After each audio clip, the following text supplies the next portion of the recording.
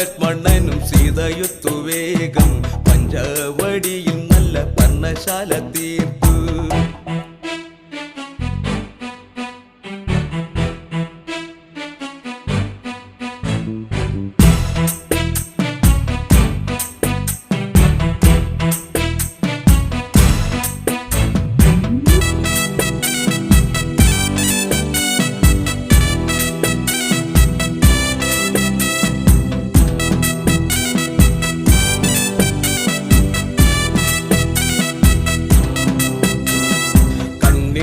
ചിമ്മി ചിമ്മി സീത നോക്കിമ്പെൽ